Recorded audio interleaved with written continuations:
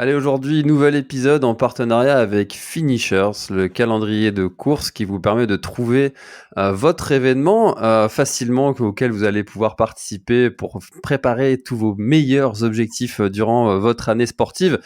Et aujourd'hui, je suis avec Julie qui organise le trail du lac du Paladru et qui organise ça depuis un bon moment maintenant, hein. Et donc, je suis très content parce que j'avais entendu parler de ce trail, mais comme ça, de nom, parce que quand tu t'intéresses un petit peu à tous les événements qui existent, tu entends pas mal de projets comme ça qui flottent dans le paysage.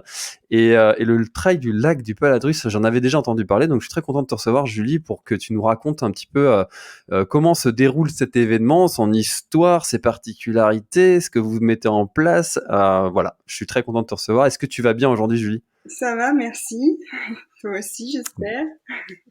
Eh ben écoute, ça va super bien. Tu vois, j'étais 2 semaines en vacances là pour les vacances scolaires et là c'est la rentrée aujourd'hui et il fait super beau en Bretagne, comme d'habitude. Certes diront les plus chauvins d'entre nous, mais c'est pas vrai. Ça n'a pas été toujours le cas là depuis ce début d'année.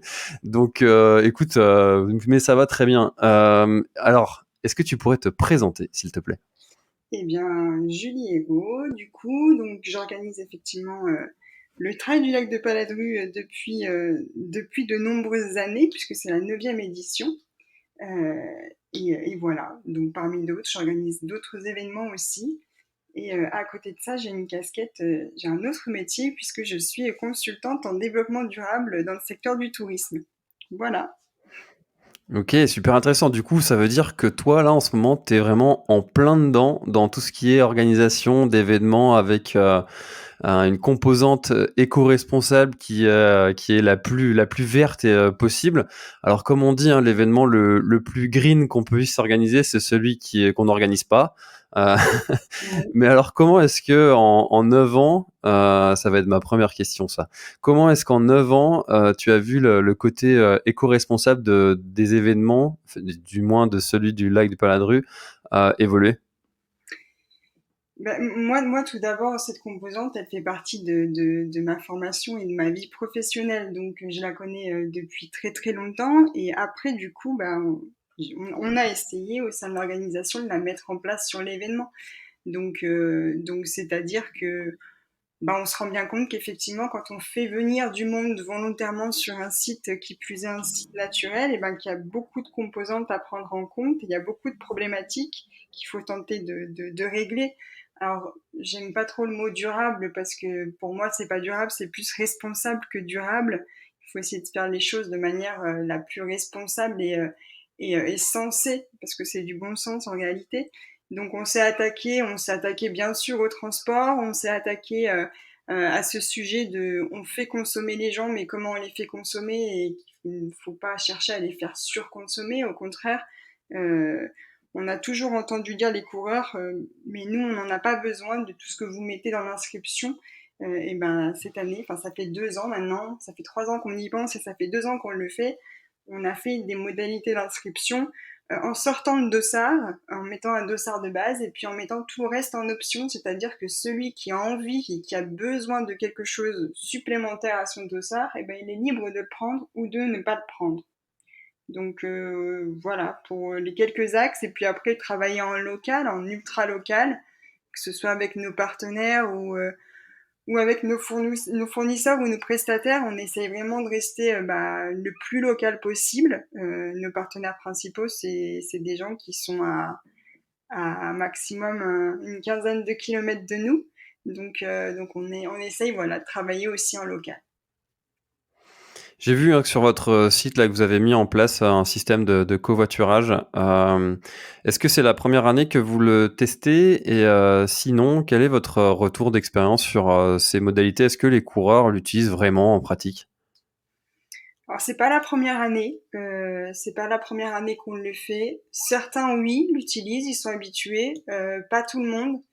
On a un projet pour travailler aussi avec le département pour essayer de voir comment est-ce qu'on peut mettre en place à l'avenir des navettes qui partiraient des grandes villes pour essayer de trouver le système. Alors, comme tout le monde, hein, on n'est pas les seuls, hein, mais il y a beaucoup d'événements qui tâtonnent, qui essayent sur ce sujet-là. C'est compliqué parce que Les courses partent pas au même moment parce que tout le monde ne finit pas à la même heure, tout le monde ne vit pas l'événement après sa course de la même manière, donc c'est compliqué.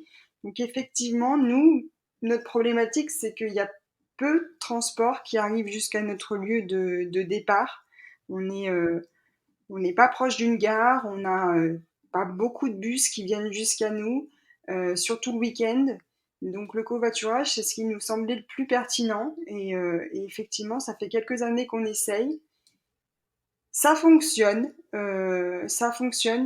pas autant qu'on l'aimerait, mais voilà, donc on essaye de trouver des leviers pour faire en sorte que ce soit de plus en plus efficace au fil du temps. Et cette année, on va faire une grande enquête après la course, justement avec le département, pour vraiment affiner encore plus les problématiques et les besoins des participants pour l'année prochaine, tenter des nouvelles choses qui peut-être correspondraient encore plus aux besoins des participants. Ouais, sur les événements que j'organise, ma phrase fétiche, c'est cette année c'est comme ça, l'année prochaine ce sera mieux. Et effectivement, hein, il faut tenter, mettre des petites graines. C'est pas grave s'il y a peu de coureurs qui utilisent un service qu'on met en place la première année. Peut-être qu'il y en aura un peu plus l'année suivante et encore un peu plus l'année d'après. Et effectivement, le sujet du covoiturage, c'est un vrai sujet parce que en plus, je trouve que ça crée des connexions avant l'événement et finalement l'événement il commence bien avant pour ceux qui utilisent le système de covoiturage. Donc je trouve que c'est un bon système Oui, oui, mais pour tu vois, là, augmenter le temps de l'événement en fait. on a mis en place des reconnaissances et on a beaucoup de demandes pour les reconnaissances, notamment de personnes qui sont sur le bassin lyonnais et qui voudraient venir et du coup, qui cherchent à se connecter aux autres qui potentiellement partiraient aussi de Lyon pour nous rejoindre. Donc c'est vrai que ça touche quand même du monde, mais après il faut réussir à trouver le moyen d'informer tout le monde et de mettre en relation tout le monde et c'est pas non plus plus simple. Hmm.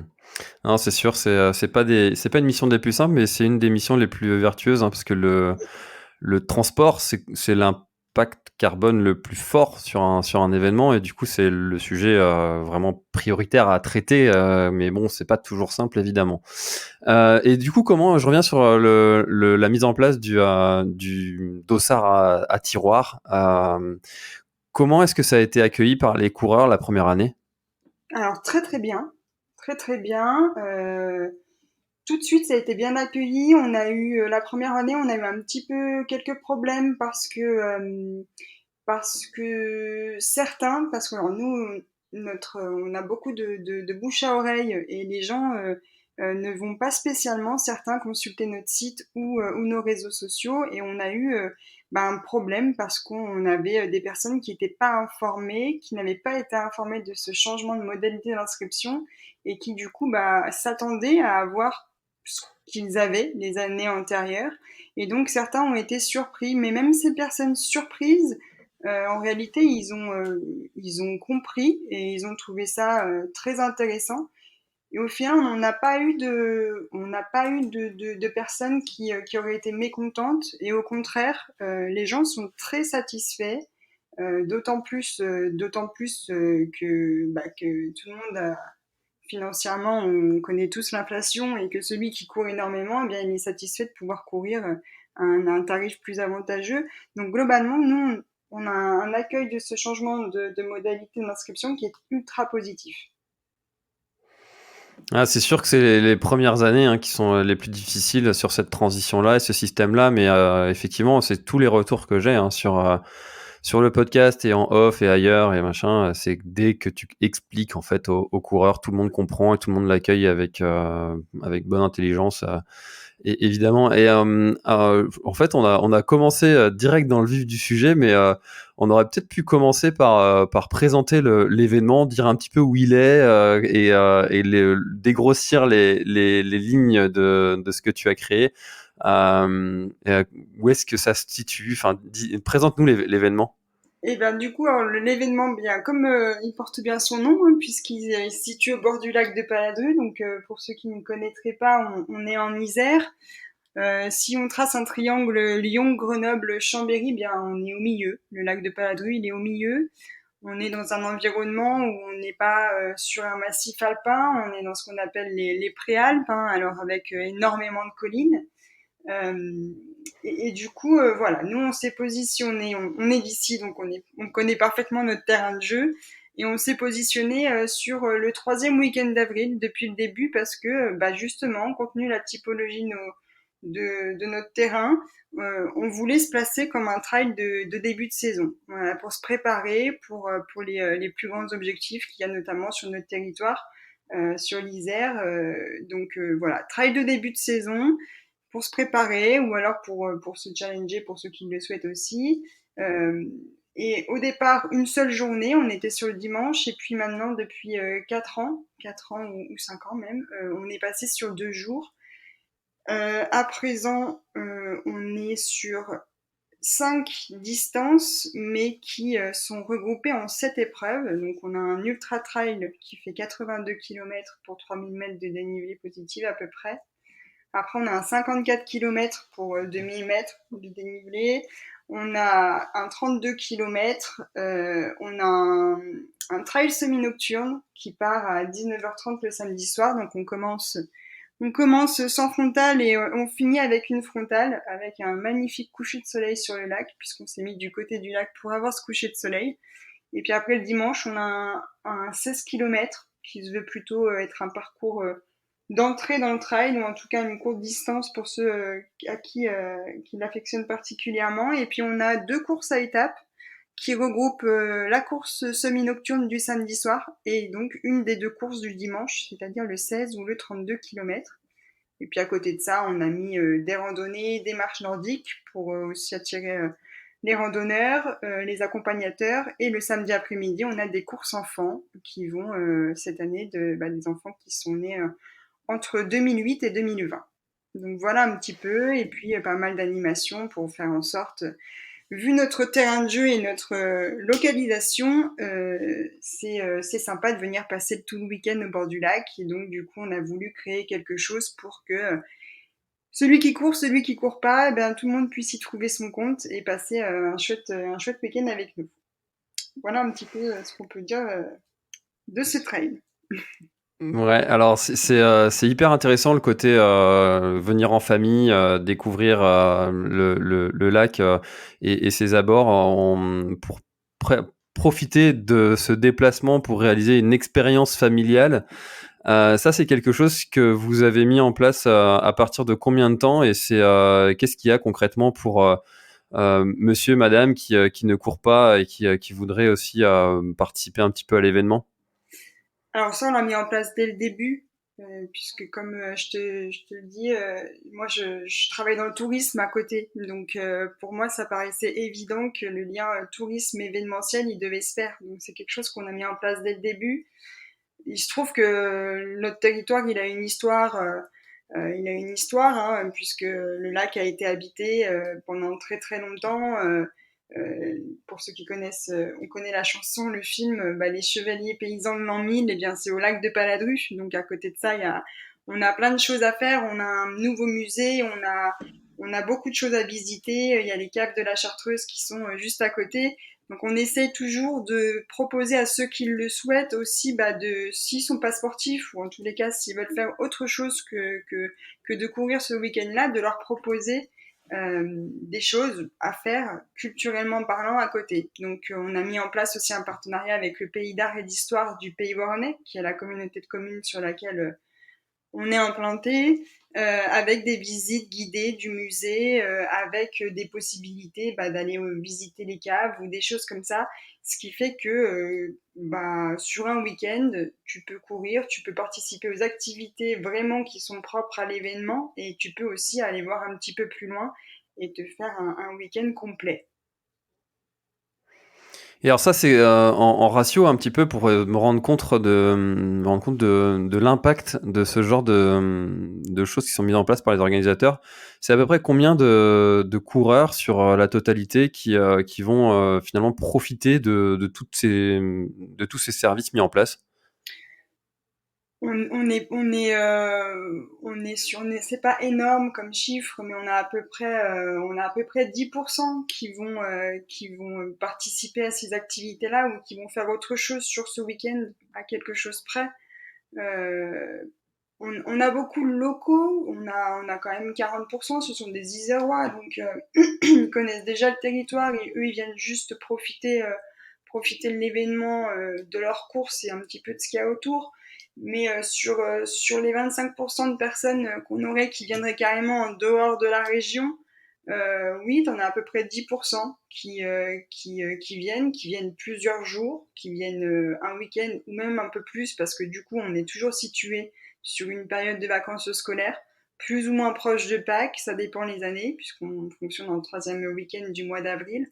Et on a à peu près 10% de ces... Oui, en total, ça fait 10% de l'ensemble des participants et qui correspondrait un petit peu à ces 25% de personnes qui viennent d'un petit peu plus loin et qui viennent aussi chercher ce côté touristique et connaissance d'un territoire qu'ils ne connaissent pas. Hmm. Et alors, c'est combien de coureurs l'ensemble de l'événement?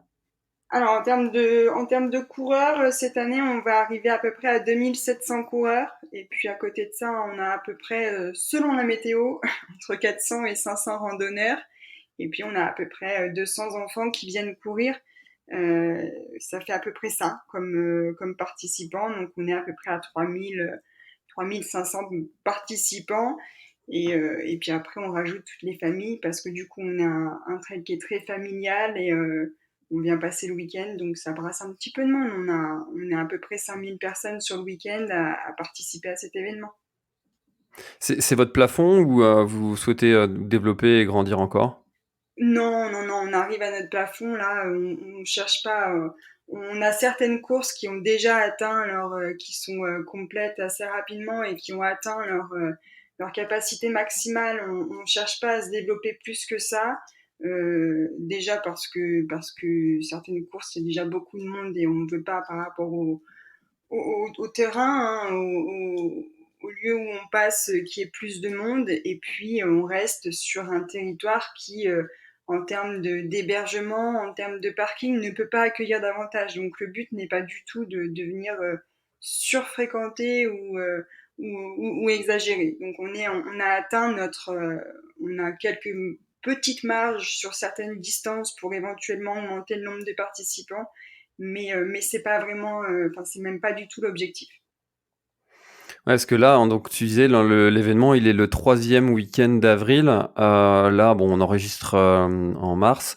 C'est complet. Le 32 km aujourd'hui, il reste 12 dossards sur les 600.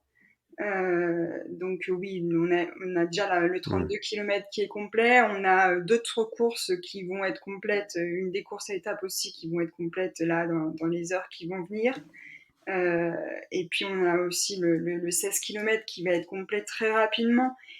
Effectivement, il y a quelques courses qui sont très prisées. L'Ultra Trail, c'est seulement la deuxième année qu'on le fait. On l'a lancé l'an passé. Donc, c'est celui où il reste le plus de dossards parce qu'on on est en phase. C'est une course qui n'est pas encore aussi connue que les autres, mais qui se remplit plutôt très bien. Donc, nous, on va sûrement être complet d'ici la fin du mois. On risque d'être complet sur quasiment toutes les épreuves. Hmm. Alors, comment est-ce que, alors surtout en Isère, hein, c'est un des lieux de France où il y a le plus d'événements. Comment est-ce qu'on se différencie des autres quand on est justement sur un territoire où il y a parfois, alors je sais pas combien il y a d'autres courses ce week-end-là dans le coin, mais il doit y en avoir pas mal. Comment est-ce que l'événement s'est différencié? Qu'est-ce qui a fait la différence selon toi? Alors, c'est notre notoriété qui a fait la différence, c'est-à-dire que l'événement a plu tout de suite aux participants. On a pris soin de prendre aussi, comment dire, de prendre soin de nos participants et de les écouter, de faire les modifications qu'ils souhaitaient qu'on fasse et de les chouchouter autant qu'on pouvait pour qu'ils aient un bon souvenir de cet événement. Et ça a fonctionné. Et aujourd'hui, on a une super réputation qui nous suit et dont on prend le plus grand soin. On est à l'écoute des participants. Quand un participant a un problème, eh bien qu'il nous écrive 2 jours avant la course ou une semaine avant la course, il a toujours une réponse. et on essaye au maximum qu'elle soit positive pour lui, autant qu'on peut le faire en tous les cas. Et ça, c'est quelque chose que les gens apprécient grandement. C'est une ambiance familiale. On est dans la convivialité. On a une équipe de bénévoles qui est absolument fabuleuse. On a beaucoup de bénévoles sur l'événement et c'est quelque chose qu'on veut conserver. Donc cette ambiance, le fait de prendre, d'être attentif aux gens et d'essayer d'en prendre soin, a construit cette réputation qui aujourd'hui nous suit et qu'on veut absolument pas perdre. Et donc du coup, on fait le maximum pour ça. On a quasiment 75% des gens qui viennent grâce au bouche à oreille. Donc, euh, donc voilà, c'est ça notre c'est ça notre clé la clé de la réussite de cet événement-là et c'est ça qu'on essaye de conserver. Et, euh, voilà, toujours un questionnaire à la fin de l'événement pour qu'on ait un maximum de retours des participants. Et puis après, ben, nous, on fait un gros travail sur ce questionnaire-là pour essayer de mettre en place il y a tout ce qu'on peut mettre en place pour l'épreuve suivante et les participants le voient. Ils voient qu'on essaye de faire des choses dans ce sens-là et je pense que c'est très apprécié. C'est vrai que ça, c'est un des éléments le moins mesurable, hein. Les marketeurs ont horreur de ce truc, pourtant qui marche super bien, qui s'appelle le bouche à oreille et qui est pourtant la première source d'inscription sur un événement, hein. C'était une stat que j'avais eue au Mile Zone Connect. Et là, voilà, le truc qui marche le mieux, c'est le bouche à oreille. Mais c'est celui qui est le plus long et le moins mesurable, mais qui repose uniquement sur l'expérience qu'ont passé les coureurs précédents. Et du coup, de se sentir écouté, entendu par les organisateurs, ça fait en sorte de partager en fait l'événement à ses amis en disant bah viens, tu vois, c'est sympa. Ouais. Ok, très cool. Du coup, tu parlais des bénévoles. Combien ça représente de personnes l'organisation sur les 2 jours et puis comment est-ce que vous gérez un petit peu toute cette équipe de bénévoles? Alors ça représente 250 personnes donc sur la semaine, hein, au-delà du week-end, parce qu'on les mobilise beaucoup plus tôt que ça. Donc 250 personnes qui sont constituées donc de beaucoup de personnes de l'association du Trail du lac de Paladru, qui viennent bien sûr aider pour cet événement. Et puis après, il faut les trouver, hein, les autres, bien sûr. Donc on a beaucoup de locaux qui nous connaissent et qui viennent nous aider. Mais c'est vrai que c'est un sujet pour tout le monde, je pense, hein. Toute personne qui Ouais. travaille sur Le nerf de la l'organisation guerre. d'un événement sait que trouver des bénévoles, c'est compliqué. Et ça l'est aussi pour nous. On a quand même de la chance parce qu'on en a besoin voilà, on a besoin de beaucoup de personnes pour nous aider on arrive jusqu'à présent, en tous les cas, à trouver ces personnes qui sont motivées. Et puis après, pareil, hein, c'est un petit peu comme les participants, on a la même philosophie, hein, c'est-à-dire qu'un bénévole, si on veut qu'il revienne, il faut en prendre soin, il faut être attentionné, il faut être à l'écoute, il faut en prendre soin. Et c'est aussi comme ça qu'on fonctionne. C'est pas qu'avec les participants, c'est aussi avec nos bénévoles. Donc on les mobilise avant, on fait une soirée avant avec eux, on fait une soirée après avec eux. Pendant l'événement, on essaye autant que possible de prendre soin d'eux. Euh, et l'an passé, c'était compliqué parce que pour ceux qui ont fait le trail, ils doivent en avoir un excellent souvenir. On a eu une météo dantesque. Donc quand on court, c'est une chose, mais quand on est bénévole, c'est une autre chose. Et Mhm. c'est vrai que ouais, c'était compliqué l'année dernière, donc on espère cette année qu'on aura un grand soleil avec nous tout le week-end. Ah, c'est sûr que c'est plus sexy d'être bénévole sur un concert dans les loges de son artiste préféré que d'être à un carrefour de nuit sous la pluie dans le froid. Ça, c'est sûr que hein, je comprends pour l'avoir déjà vécu. Ok, super. Et du coup, alors, ça fait 9 ans que l'événement existe. Des difficultés, j'imagine que vous en avez eu quelques-unes. Est-ce que tu peux nous en partager, allez, une petite difficulté croustillante, un petit truc qui s'est passé? Tu parlais d'une année avec une météo un peu dégueu. Est-ce que tu as eu des des histoires, je sais pas, t'as eu le Covid aussi, t'as connu ça? Ouais. Alors nous, on a eu le Covid, effectivement. On a eu le Covid avec un confinement qui n'arrivait pas, la décision n'était pas prise. On savait ce qui se passait quelque chose, mais on savait pas ce qu'on allait devoir affronter. Et donc du coup, on avait une réunion la veille de l'annonce du confinement, ou l'avant-veille. Et donc du coup, on avait un petit peu on devait choisir hein, parce qu'on était fin mars et enfin mi-mars, je sais plus, entre mi et fin mars et nous on avait beaucoup de dépenses engagées forcément, hein, puis avec un événement qui est le troisième week-end d'avril et à cette fameuse réunion, eh bien on avait décidé qu'on allait décider de la tenue ou pas de l'événement et donc on a fait le choix d'annuler et puis on a bien fait puisque le samedi matin on apprenait qu'on était confiné et que de toute façon le trail n'aurait pas pu avoir lieu et donc on avait décidé de d'annuler dans un premier temps et on s'est laissé un petit peu de réflexion et puis on l'avait reporté au mois de septembre.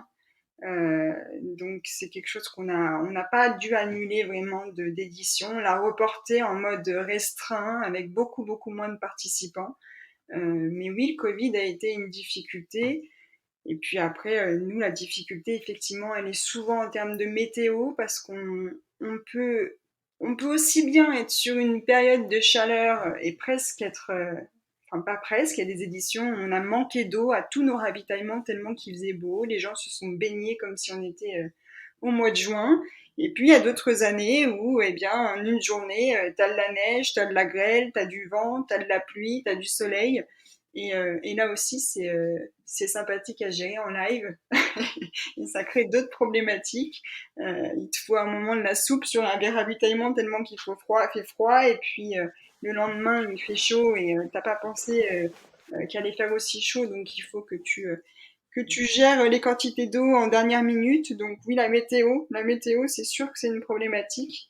Euh, mais voilà, hein. Après on s'adapte, on est là pour ça aussi, et on fait avec.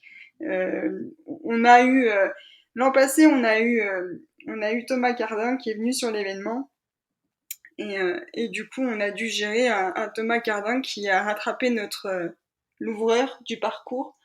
Enfin voilà, il y a des petites surprises comme ça des fois. Euh, un Thomas Cardin qui est arrivé en vélo de Grenoble juste juste au moment du départ, parce qu'il était venu en vélo et donc il est parti avec 6 minutes de retard sur tout le monde et il est arrivé avec 12 minutes d'avance sur le temps qu'on avait prévu et il a rattrapé notre ouvreur, donc il a fait aussi guise d'ouvreur sur le parcours.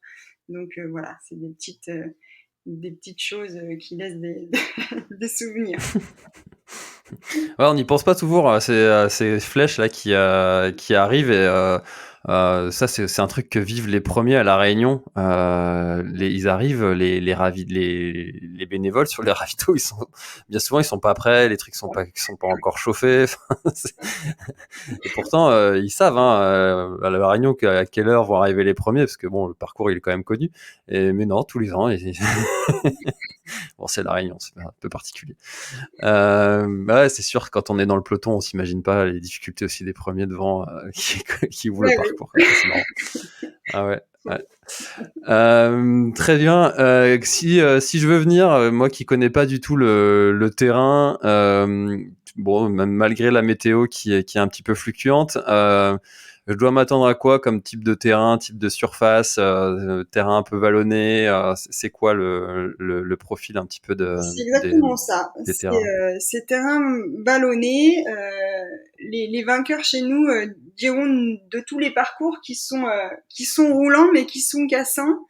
Et pour parler de Thomas qui était avec nous l'an passé, qui est pourtant qui est d'ici, hein, qui connaît bien le terrain de jeu, quand il est arrivé et que je lui demandais si ça a été, il m'a dit mais oui, mais en fait chez vous c'est terrible parce qu'il faut tout le temps courir, on ne peut pas s'arrêter, il faut tout le temps courir et c'est casse-pattes parce qu'on a un enchaînement On est sur des collines, donc ça descend, ça monte fort, c'est du plat montant, et puis après c'est reparti, il y a une petite bosse, et c'est ça, c'est roulant, mais c'est cassant, et en fait c'est une excellente préparation, et c'est sur tous les parcours. Sur tous les parcours, c'est ce profil-là. Donc après, on a beaucoup de chemins, hein, on utilise beaucoup de chemins. On traverse aussi beaucoup de champs, on a quelques singles, bon, on a un petit peu de route forcément, hein, parce que il y a des moments pour relier ces zones-là, t'es forcé de passer par un petit peu de route, mais qu'on limite au maximum. Mais en tous les cas, si tu regardes le profil de chacune de nos courses, c'est vallonné et c'est un enchaînement de montées et de descentes, ce qui fait que tu peux pas te permettre d'être inactif sur aucune partie du parcours. Et c'est casse-pattes quand même. Pas casse-pattes comme, comme les courses qu'on connaît en Isère sur la saison estivale, c'est pas la même chose, mais il n'empêche que, euh, que le cardio il monte et que derrière il faut être actif quand même parce que tu t'arrêtes jamais d'enchaîner descente et montée. Ouais, c'est ce que je regardais justement le profil de la courge sur Trace de Trail, et on est à 800 d'altitude maximum, et le plus bas c'est 460 et des bananes. C'est ça. C'est vrai que ça fait pas mal de montées-descentes. Alors au début, quand je t'entendais parler, je disais tiens, ça me fait penser un petit peu à nos chemins qu'on peut retrouver en Bretagne, mais ça monte quand même un peu plus, hein.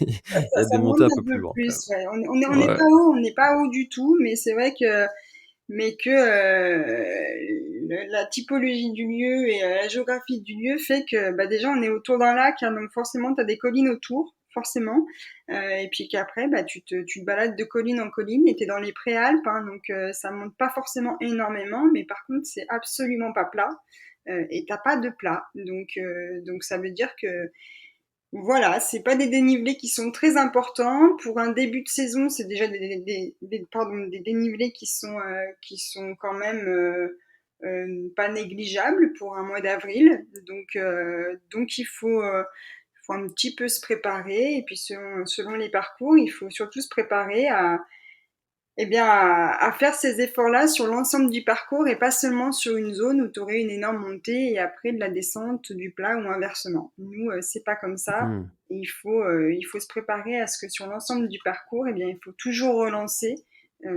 parce que le terrain est comme ça.